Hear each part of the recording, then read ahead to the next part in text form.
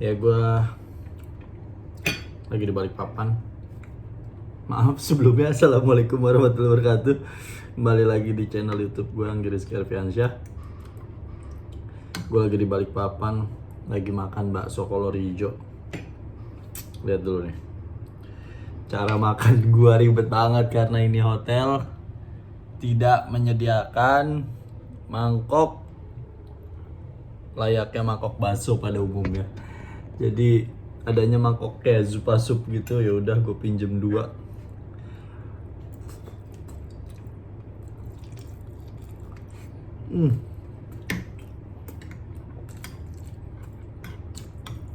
Ini bakso terenak di Balikpapan, namanya bakso kolor hijau. Gue nggak tahu kenapa dinamainnya bakso kolor hijau. Ini tuh kayak semacam bakso Solo gitu. Rasanya mirip-mirip kayak Solo Samrat tapi versi lebih murah.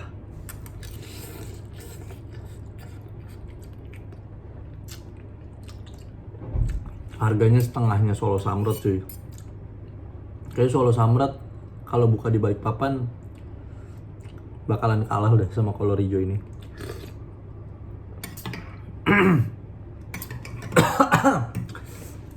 Karena saingan dari harga jauh.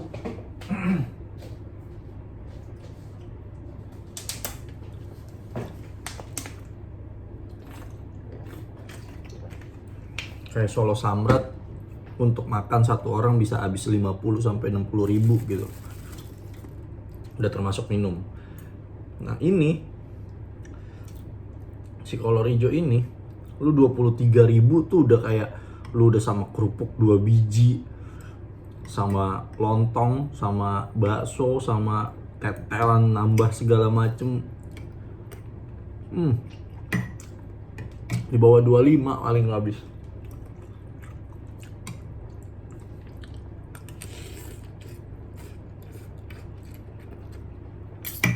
Nggak tahu di antara semua bakso ya, gue paling cocok sama bakso Solo. Rata-rata bakso Solo tuh pasti enak. Mau ada yang bilang bakso Malang, tapi bakso Malang enak, ada bawaannya. Wah, ini balik lagi ke selera. Selera gue adalah bakso Solo.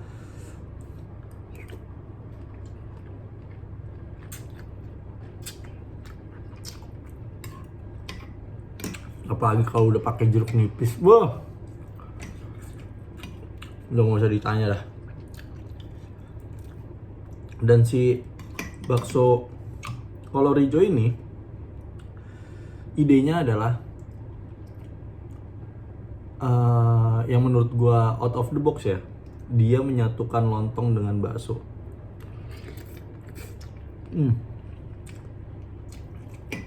Kayak yang orang-orang laki tuh, orang laki kan kalau makan bakso kan kagak kenyang ya. Kita tuh pasti kayak ada yang belum nampol gitu. Nah, dia ngasih inovasi bukan nasi, tapi lontong.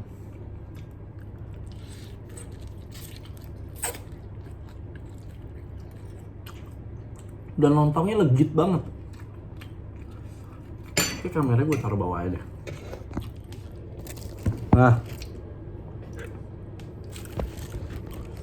Nah, lu kelihatan. Jadi lu sambil ngeliatin gue makan.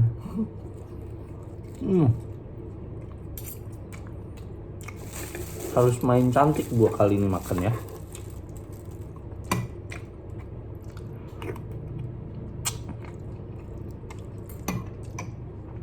BTW kita sambil ngobrol-ngobrol aja.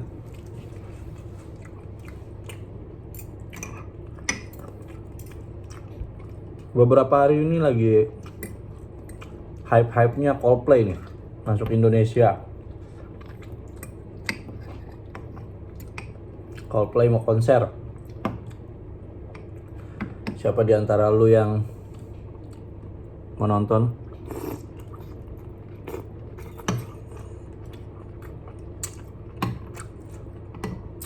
Yang datang ke GBK atau bahkan udah punya tiketnya lu?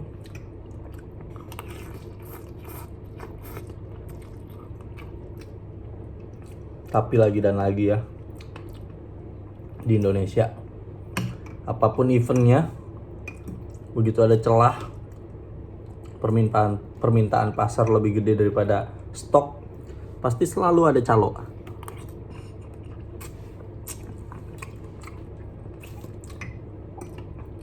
Gue nggak tahu mental Indonesia kenapa selalu ada calo.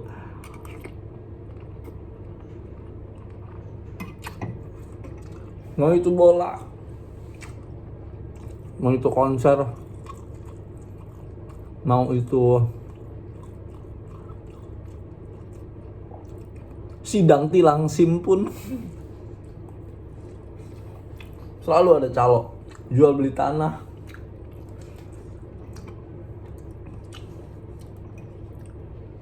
gue nggak tahu ya di luar negeri apakah kalau ada konser-konser gitu atau acara bola di stadion, apakah ada tukang calo tiket di stadionnya.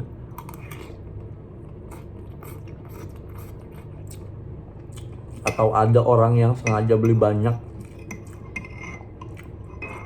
Monopoli kali ya. Ya mungkin sebutan kaum kelas atas itu memonopoli suatu hal.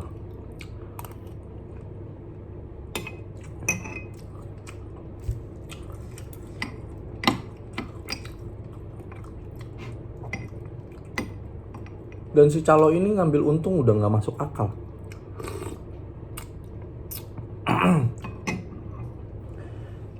Maksud gue yang dirugikan bukan cuman si penonton yang beli ya, tapi si musisinya juga, si Coldplay-nya ini, dan si promotor, menurut gue dirugikan juga sih dengan adanya si calo ini.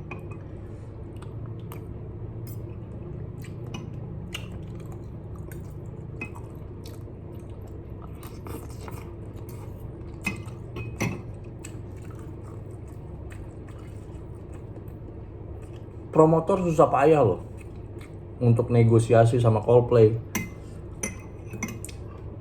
untuk cari sponsor sana sini, bahas meeting ini itu.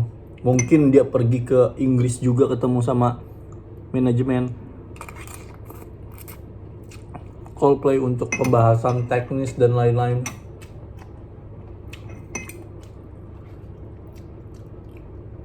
Dia harus ngebangun sebuah tim. Dia harus mikir ide venue-nya di mana, konsepnya seperti apa.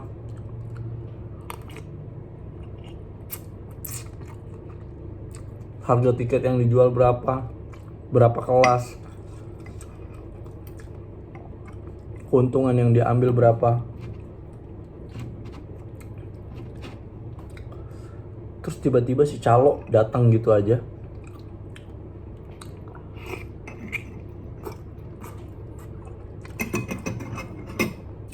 Gue tahu si calo punya modal. Dia butuh modal untuk jadi calo. Dan yang jadi calo, gue yakin orang-orang kaya. Karena dia ngeborong tiket sebanyak mungkin kan.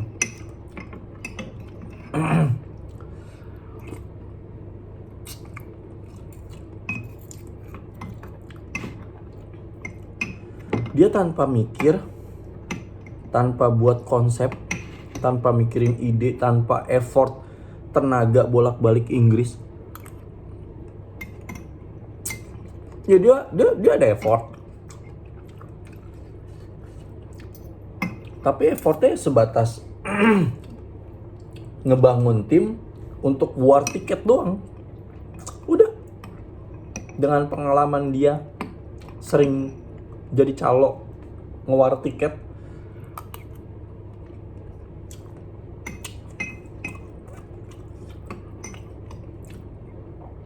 terus dia naikin harganya seenak jidat, gila.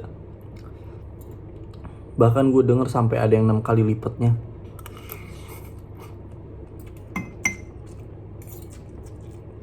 Tiket Ultimate 11 juta dijual oleh promotor.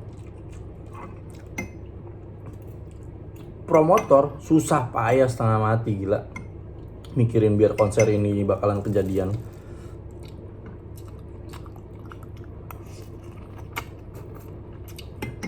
nyentuhin harga di 11 juta untuk Ultimate. Terus tiba-tiba si calo beli dan ngejual aja ke penonton dengan harga 73 juta. Gila lu. Si promotor aja nggak ngambil untung segitu banyak, gila.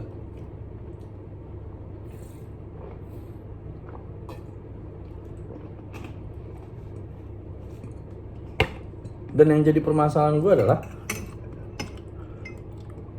masa si promotor nggak merasa dirugikan sih dengan adanya calo?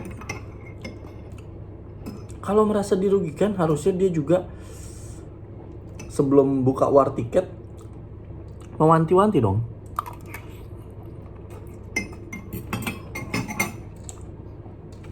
Gimana caranya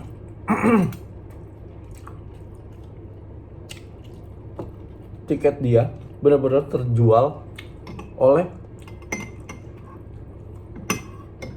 konsumen, penonton langsung, itu bukan oleh calo gitu.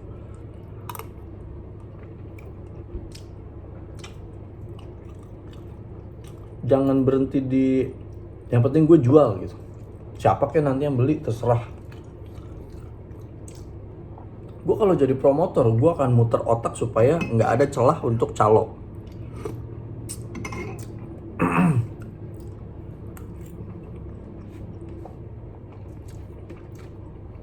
Gue nggak tahu caranya kayak gimana, tapi pasti gue yakin ada caranya untuk setidaknya mengurangi si calo ini beraksi lah. Maaf.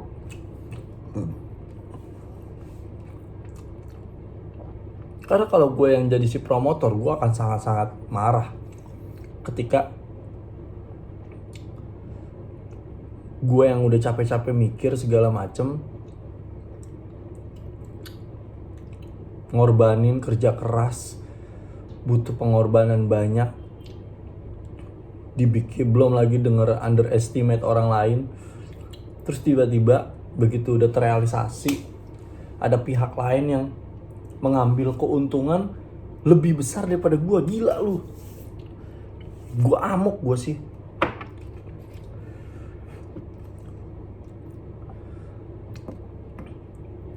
Oh mungkin gue akan, kalau gue jadi si promotor ya, gue akan memenjarakan si calo ini dengan cara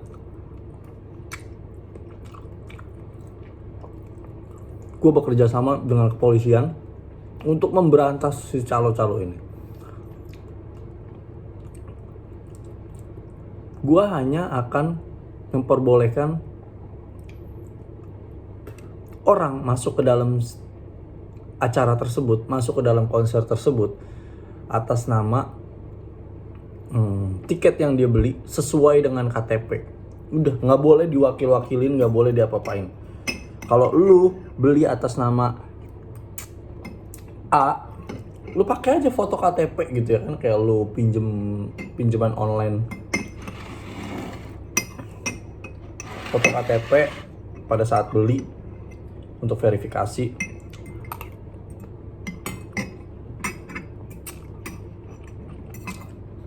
Terus nanti pas hari H yang datang ke konser, orangnya harus sama menunjukkan KTP dan wajahnya juga harus sama dengan sesuai KTP dan juga sesuai tiket. Udah. Ya ada plus minusnya. Minusnya adalah ketika orang tersebut berhalangan, yang nggak bisa digantiin oleh orang lain. Gitu. Atau ini sih pemikiran absurd gue aja, bisa jadi jangan gue nggak tahu ya, namanya manusia menerka-nerka. Justru si calonnya ini adalah orang-orang yang bekerja di promotor tersebut, atau mungkin bisa jadi si calo-calo ini adalah si promotor tersebut. Kita nggak ada yang tahu.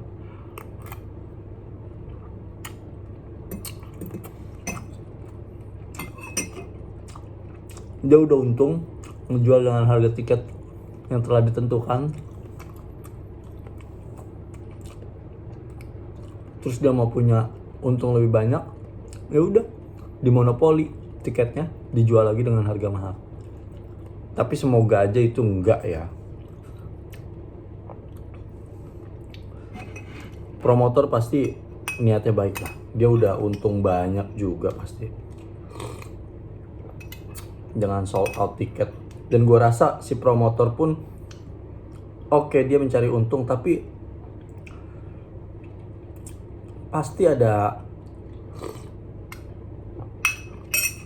sesuatu yang bisa lebih dibanggakan oleh dia ketimbang ngambil untung sebanyak-banyaknya doang. Misalnya kayak berhasil mendatangkan Coldplay ke Indonesia, itu adalah sebuah goals yang sangat-sangat gede gitu. Karena selama ini Coldplay kan kita tahu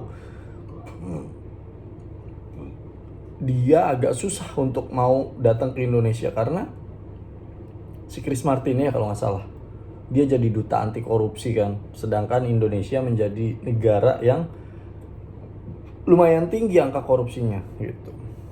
Berarti kan bujuk rayunya, perjuangannya setengah mati. Pasti goalsnya dia bukan hanya sekedar keuntungan duit yang besar ya, pasti dia juga lebih bangga dengan goals yang bisa mendatangkan Coldplay ke Indonesia sih.